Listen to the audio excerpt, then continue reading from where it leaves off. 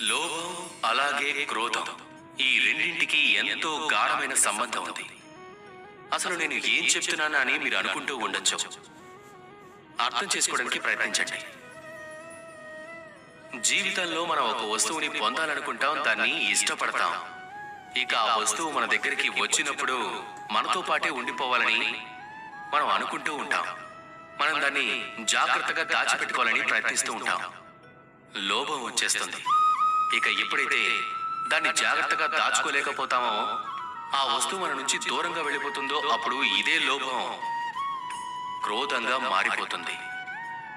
అప్పుడు ఈ క్రోధం ఏం చేస్తుంది? ఈ క్రోధం మీ మనసులో భ్రమని ఉత్పన్నం చేస్తుంది. కొన్ని అనుమానాలను రేకెత్తిస్తుంది. ఎలా అంటే, బహుశా ఆ వస్తువుకి నేను యోగ్యుని కాదేమో అని, నా ప్రయత్నంలో ఏదో తక్కువైనట్లుంది అని, నేను ఏదో తప్పు చేశాను అని. ఇక ఈ భ్రమ ఏదైతే ఉందో అది మీ మనసులో వ్యాకులతను రేకెత్తిస్తుంది. వ్యాకులత చెందిన మనసు మెల్లమెల్లగా మీలో ఆలోచించే శక్తిని నశింపచేస్తుంది. ఆలోచన శక్తి అంటే వివేకం. ఇక ఎప్పుడైతే మీరు వివేకం కోల్పోతారో అప్పుడు మీరు మీ జీవితాన్ని కోల్పోయినట్టుగా భావిస్తారు. దాని అర్థం మీరు వస్తువుని కోరుకోవద్దని కాదు, అలానే ఇష్టపడద్దని కాదు.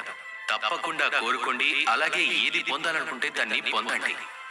కానీ దాని పట్ల మనలో లోభం మేల్కోకుండా చూసుకోండి. అది సరైనది కాదు. ఒక్కసారి ఈ లోభం మేల్కొంటే అది మెల్లమెల్లగా మిమ్మల్ని మీ నాశనం వైపుకు నడిపిస్తుంది. కాబట్టి లోభాన్ని మీ నుంచి దూరంగా ఉంచండి, క్రోధం కూడా దూరం అయిపోతుంది.